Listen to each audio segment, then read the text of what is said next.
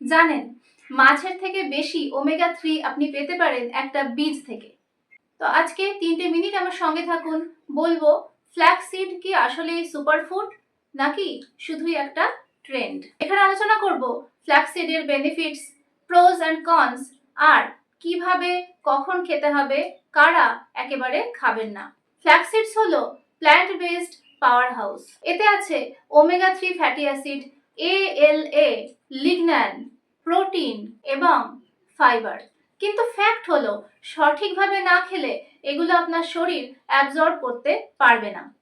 1 নম্বর উপকারিতা, heart health এবং cholesterol নিয়ন্ত্রণ। ফ্ল্যাক্সিডে থাকা ALA বা আলফা লিনোলেনিক অ্যাসিড হৃদযন্ত্রের জন্য উপকারী।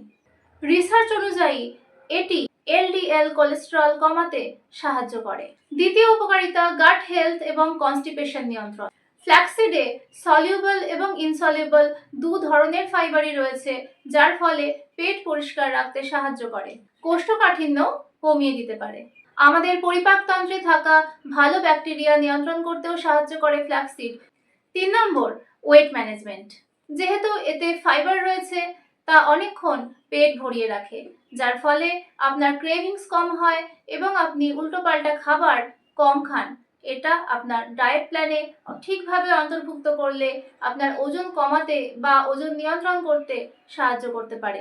4 number, blood sugar control. Soluble fibre glucose absorption কমায়, যার ফলে রক্তে সুগার স্পাইক চট করে হয় না।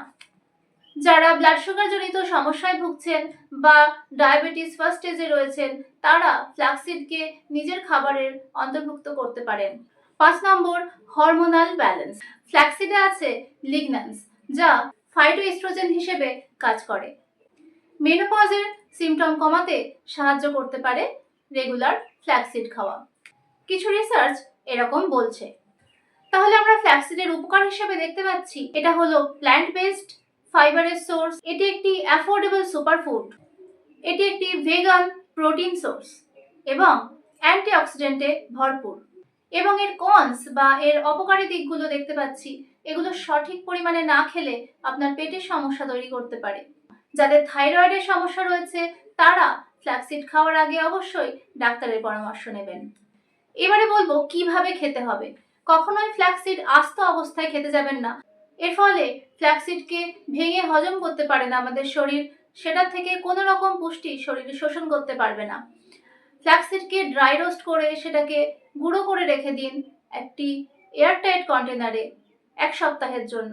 1 সপ্তাহের বেশি রাখলে সেটি অক্সিডেশন হয়ে নষ্ট হয়ে যাবে। চেষ্টা করবেন ফ্ল্যাক্সিড সকালের দিকে খেতে, দিনের বেলা খেতে, যাতে হজমে সুবিধা হবে। ভিডিওটা ভালো লাগলে লাইক করে দেবেন এবং এরকম খাবার নিয়ে আরো অনেক কিছু জানতে আমার চ্যানেলটা সাবস্ক্রাইব করে রাখবেন।